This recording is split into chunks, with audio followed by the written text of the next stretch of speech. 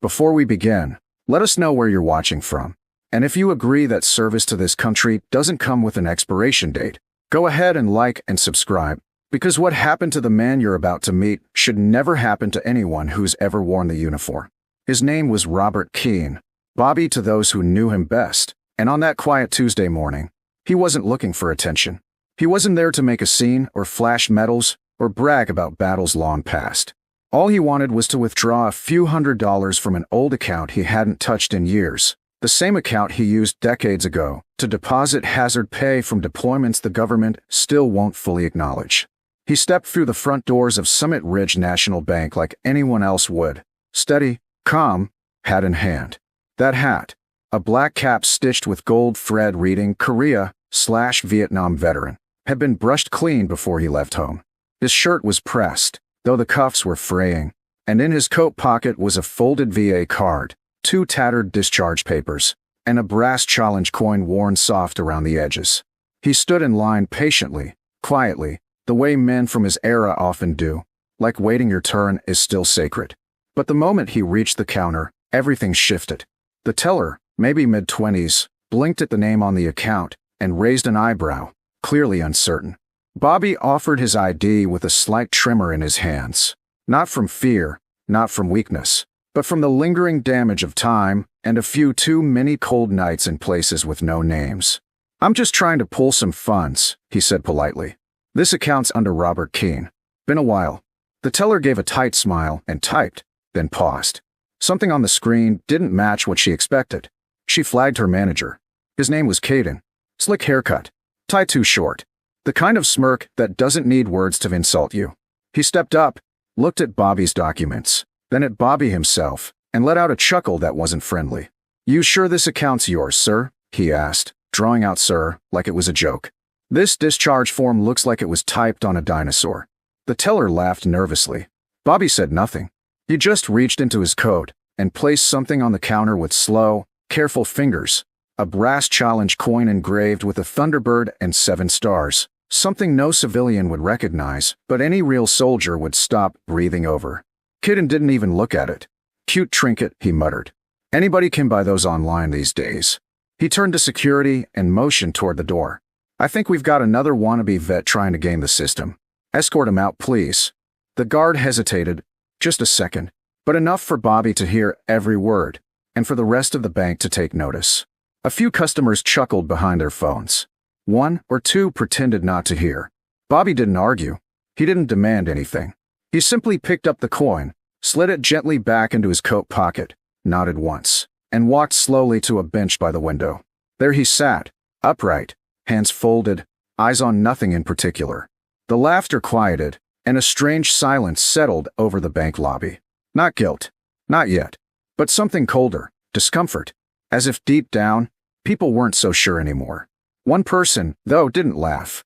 Her name was Maya Rodriguez, early 30s, former Air Force logistics specialist, now working in defense contracting.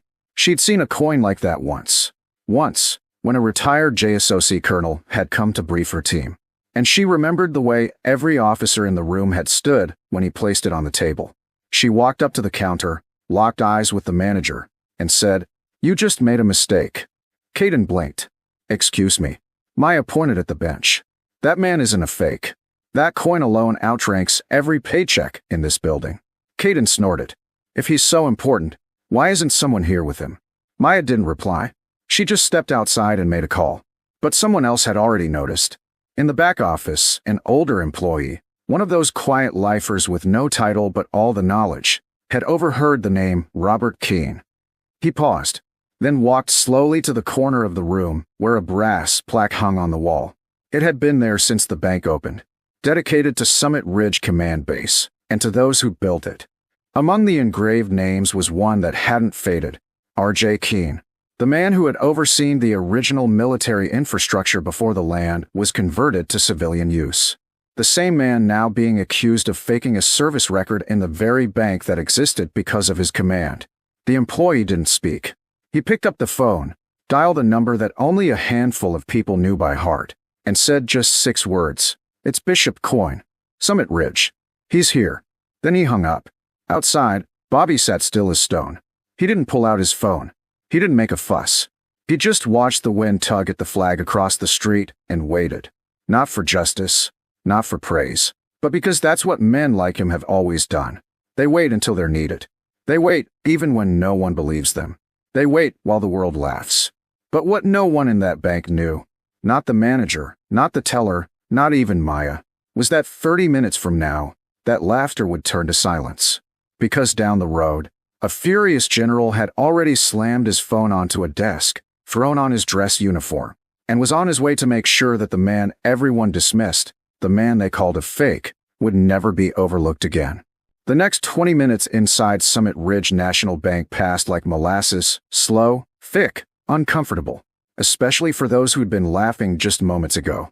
The teller who had snickered now kept her head low, pretending to type, while Caden, the manager, paced behind the counter, throwing the occasional glance at the front doors, clearly agitated, though he didn't yet know why.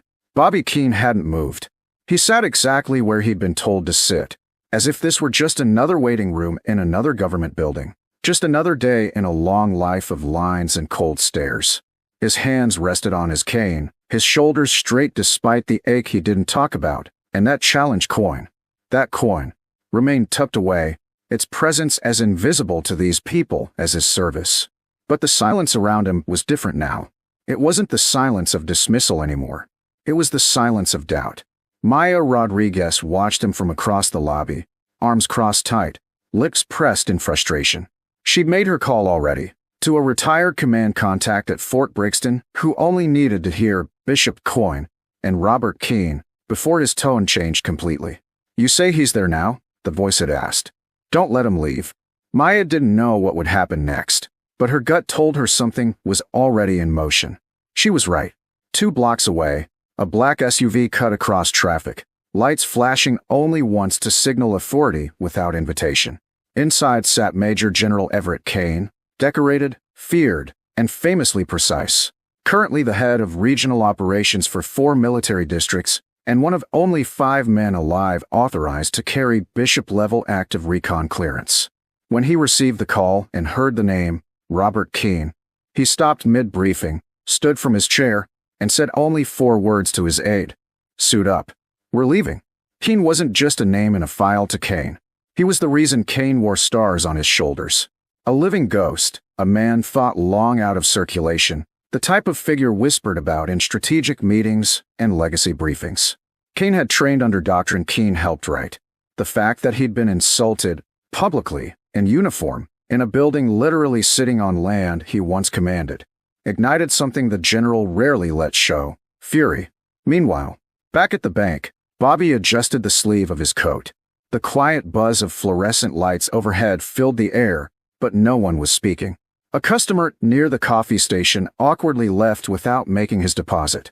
A security guard stood near the exit, shifting nervously, casting sideways glances at the old man who hadn't made a single threat, raised his voice once, or even looked angry, but still seemed to radiate the kind of presence that unsettled people use to authority. Caden tried to brush off the discomfort. "He's still here," he muttered, peeking over the teller line.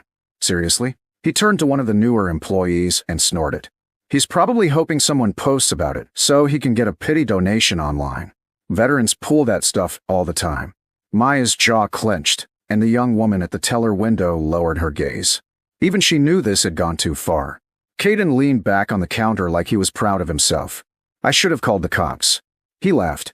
Matter of time before he causes a scene. But just as the words left his mouth, the bank's glass doors swung open hard. The kind of open you don't ignore. Not a gust, not a customer, but a command. A chill sliced through the room. Boots, real boots, hit the tile with precision. Not rushed, not hesitant, deliberate. In walked Major General Everett Kane, full dress uniform, every ribbon gleaming, every line of fabric pressed razor sharp, a presence that filled the entire lobby before he even spoke. Behind him, an 8 followed, briefcase in one hand, solemn and silent. No one moved. The noise died instantly. Teller phones were hung up. Coffee was left mid-pour. And Caden, still leaning on the counter, looked up, then froze. His smirk collapsed into silence. Kane didn't acknowledge anyone at first. His eyes locked directly onto the bench by the window where Bobby Keene still sat. And then, in front of the entire bank, the general snapped to attention and saluted. The sound of that gesture, the crack of palm against temple, rang louder than any apology ever could. Bobby looked up, confused for only a moment, before slowly rising, returning the salute with the dignity of someone who hadn't been saluted in years, but never once forgot how. Then Kane turned, slowly, and scanned the room like a blade. His voice, when he spoke, was low, but sharp enough to cut glass. "Who here called Colonel Robert Keene a fraud?" he asked, every syllable carved from steel. No one answered. Not at first. Kane stepped forward. "Colonel Keene," he said again, emphasizing the rank with chilling clarity, was instrumental in establishing joint force recon protocols still used in 3 nations. His record spans 2 wars, 6 theaters, and 14 unacknowledged operations. You questioned his identity. Eyes turned to Caden. The manager looked like he might be sick. I didn't know," he stammered. "His papers were old, and, of course they're old," Kane snapped. "Because he's earned his age. He fought for this country while your biggest challenge was learning how to schedule tweets." The silence in the room shifted again, from awkwardness to shame. Kane's aide stepped forward and opened the briefcase. Inside, a thick folder marked classified, a commemorative coin inset in velvet, and a printed scan of the very plaque on the bank wall with Robert Keene's name engraved in bold. Kane placed the folder on the counter. "This bank exists because of his strategic design. That account you flagged as suspicious? It funded the original supply lines you now profit from." He turned back to Bobby, softer now. "Sir, I'm sorry I didn't know you were in town sooner." Bobby gave a tired nod. "Didn't come to be found. Just needed enough to help my grandson with school." Kane nodded slowly. "Then let's make that happen." And together, they stepped toward the counter as Caden backed away, hands raised in silence, the laughter long gone, and the lesson just beginning. The silence inside Summit Ridge National Bank was no longer awkward. It was reverent. Every person in that room had just witnessed something shift, like the ground itself remembering the weight it once held. General Everett Kane stood beside Colonel Robert Keene at the counter, not barking orders, not calling for punishment, but simply standing as if nothing else in the world mattered until this man got what he came for.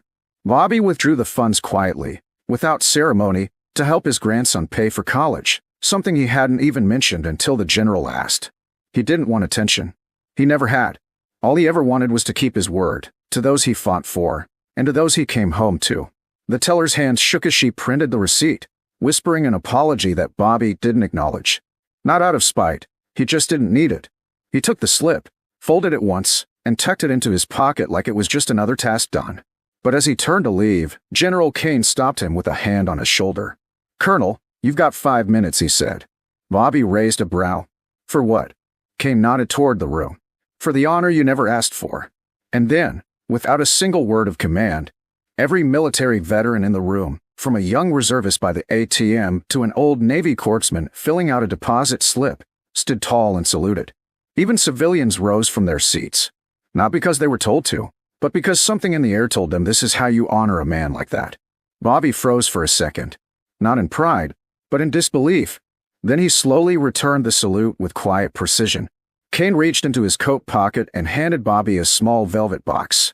"We've been holding this for years," he said. "Thought you'd want to have it now." Inside was a metal, clean and polished, engraved only with a name and 3 words: "Service beyond record." Bobby stared at it a long time. No tears, no speech. Just a slow nod, like he'd finally closed a door no one else had known was still open. Then he looked at Kane and said softly, "I didn't come here to be remembered. I came to keep a promise." Kane nodded back. "And in doing so, you reminded us all what service really means." Bobby walked out into the sunlight then. No cameras followed. No headlines came. But the people inside stood a little straighter, spoke a little softer. Later that week, a new line was added to the plaque by the bank's front entrance. Beneath the original dedication, a second inscription appeared: Robert J. Keene, Colonel, U.S. Army, honor in silence. It didn't name the incident. It didn't mention the general. But everyone who worked there knew. Because some truths don't need to be shouted to change everything. And now, every time a customer walks through those doors, they see the name of the man they almost laughed out of the building. The man who said nothing until a furious general walked in.